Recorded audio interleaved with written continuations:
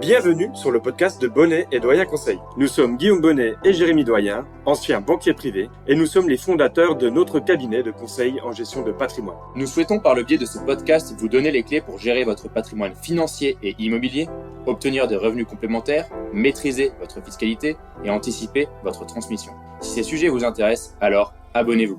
Nous vous souhaitons une très bonne écoute.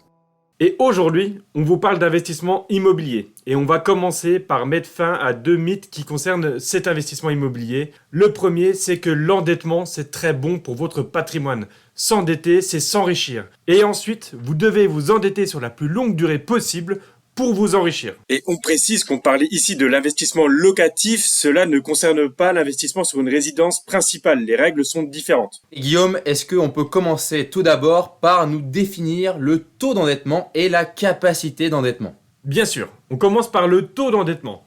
Le taux d'endettement, il va permettre de mesurer votre dette par rapport à vos revenus. Il est donc tout simplement le rapport entre vos revenus et vos charges dans leur totalité et il est déterminé en pourcentage. On parle d'un pourcentage actuellement à 35%. C'est un critère qui est demandé par les banques pour vous octroyer un crédit. On va donc pouvoir enchaîner sur la capacité d'endettement. C'est tout simplement le montant maximum que vous, en tant que particulier, vous pouvez emprunter tout en respectant ce critère du taux d'endettement à 35%. Alors aujourd'hui, on va parler du taux d'emprunt. On va beaucoup utiliser ce mot et on va déjà expliquer que les 10 dernières années, le taux d'emprunt, il a énormément évolué. Il est passé de 6% en 2000 à aujourd'hui 3,5% avec des périodes plus ou moins hautes et basses. Donc on a eu entre 2000 et 2008 un taux moyen qui était entre 6 et 4%. Puis après, on a eu une baisse entre 2000 et 2018. Il est passé de 4 à 2, voire même 1,5%. Et de 2018 à 2022, il a oscillé entre 1 et 2%. Aujourd'hui, le taux d'emprunt est de nouveau à la hausse et on connaît des taux d'emprunt sur des durées entre 10, 15, 20 et 25 ans qui dépassent même les 3,5% aujourd'hui. On va donc faire face à deux idées reçues, comme quoi il ne faut pas s'endetter ou même qu'il faut s'endetter sur la plus petite durée possible.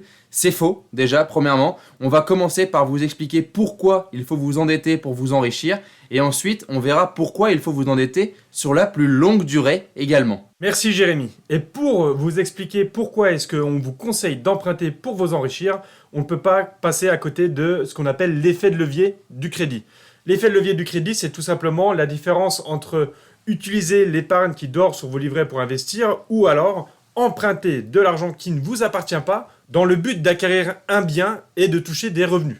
Et pour cela, Guillaume, on va utiliser donc notre capacité d'endettement. On va emprunter un montant auprès de la banque pour acheter un bien immobilier et notre banquier va nous laisser emprunter ce montant qu'il aura déterminé grâce à notre capacité d'endettement et au fameux taux d'endettement. Donc aujourd'hui, si je vais voir ma banque et que je veux emprunter 100 000 euros, la banque va regarder mes revenus et mes charges et va estimer la future mensualité et va m'accorder ou pas le crédit. Alors Jérémy, pour que ça soit bien clair, est-ce que tu peux nous donner un exemple pour nous montrer pourquoi c'est beaucoup plus intéressant d'emprunter plutôt que d'utiliser son argent disponible pour investir dans l'IMO ?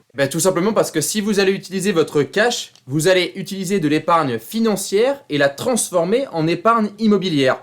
Vous avez donc compris tout de suite que si vous avez 100 000 euros de cash et que vous mettez ces 100 000 euros de trésorerie ou d'épargne dans un bien immobilier, à ce moment-là, vous n'avez plus ces 100 000 euros d'épargne, mais vous avez 100 000 euros dans un bien immobilier. Donc, vous n'avez pas augmenté votre patrimoine. Si au contraire, vous utilisez l'effet de levier du crédit et donc vous empruntez auprès de la banque pour acheter le bien immobilier et que vous placez votre épargne qui est sur la banque dans un placement contrat d'assurance vie, plan d'épargne retraite ou autre, vous allez obtenir un rendement de ce placement et donc avoir une épargne qui évolue à la hausse. Mais vous allez surtout pouvoir utiliser l'effet de levier du crédit pour rembourser votre dette par le biais de vos locataires. Et c'est là où on parle de l'effet de levier du crédit. C'est quand vos locataires payent en partie ou la totalité de votre mensualité que vous venez d'emprunter auprès de votre banque. Merci Jérémy, donc si on comprend bien, on y gagne des deux côtés. D'un côté, on a notre investissement immobilier qui va être remboursé petit à petit par les loyers qu'on perçoit. Et de l'autre, on peut utiliser son cash pour investir dans un contrat d'assurance vie ou un plan d'épargne retraite ou tout placement qui permet également d'avoir une rentabilité intéressante. C'est tout à fait ça Guillaume, et j'ai même envie d'ajouter que plus la banque veut vous faire emprunter, mieux c'est. Alors apportez le moins possible Essayez de diminuer votre apport, même si on sait qu'aujourd'hui la banque demande en moyenne 10% d'apport. C'est-à-dire que pour un bien immobilier qui vaut 100 000 euros, la banque pourrait vous demander d'apporter 10 000 euros de cash. C'est important de réduire cet apport et d'emprunter le maximum pour pouvoir utiliser au maximum l'effet de levier du crédit. Alors le deuxième point cette fois-ci qu'il est important d'aborder justement pour expliquer pourquoi est-ce que l'on propose d'investir sur la plus longue durée possible, on va parler de cette durée. On a souvent le choix quand on emprunte entre 15, 20, 25 années. Alors pourquoi est-ce que le conseil c'est d'emprunter sur 25 ans plutôt que sur 15, puisque la première chose qui nous vient intuitivement, c'est de se dire que sur 15 ans, dans 15 ans, on aura remboursé et on pourra toucher les loyers et avoir un revenu complémentaire. Qu'est-ce qui fait que sur 25 ans, c'est plus intéressant ? Eh bien, c'est deux stratégies différentes.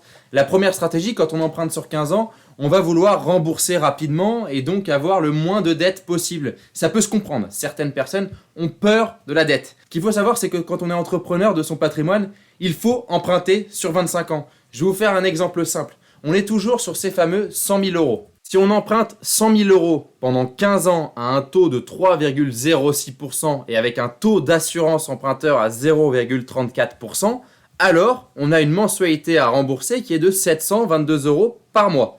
Cela veut donc dire que si on veut que ce soit le locataire qui paye cette mensualité, le loyer doit être de 722 euros.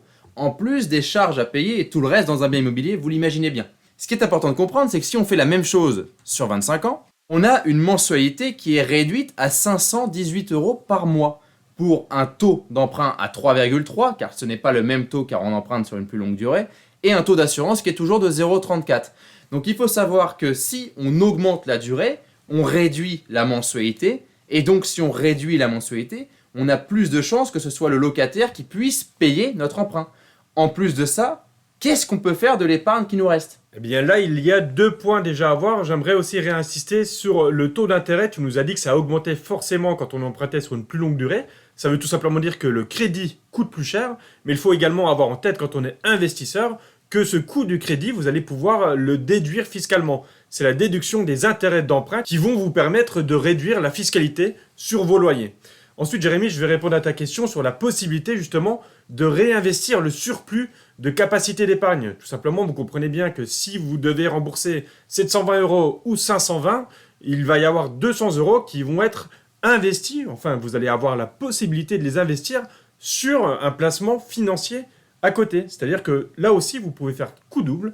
Vous avez votre investissement immobilier qui est remboursé par votre locataire et qui vous appartiendra dans 20 ans, dans 25 ans, quand votre crédit arrivera à son terme. Et d'un autre côté, vous pouvez tous les mois investir le surplus d'épargne. Ici, on prend pour exemple les 200 euros mensuels qu'on va placer sur un placement comme une assurance vie par exemple, avec un rendement, on va être pessimiste ici, rendement annuel moyen de 4% sur 25 ans. On obtient au final un capital qui va être environ de 100 000 euros. Donc là, Guillaume, tu es en train de me dire que les loyers vont rembourser mon emprunt de 100 000 euros. Et en plus de ça, parce que j'ai emprunté sur 25 ans et que j'ai mis 200 euros par mois de côté, je vais me retrouver avec 100 000 euros de cash. C'est exactement ça. Et donc là, on voit tout l'intérêt d'avoir emprunté sur le long terme pour se permettre une capacité d'épargne supplémentaire sur des placements financiers. On fait coup double. Et en complément, on peut même rajouter, parce que tu as insisté là-dessus, que les intérêts d'emprunt qui ont augmenté vont permettre de réduire notre fiscalité. Donc c'est gagnant sur tous les côtés. C'est tout à fait ça, Jérémy. Prenez-le bien. Aujourd'hui, votre capacité d'endettement, donc le montant maximum que vous pouvez emprunter,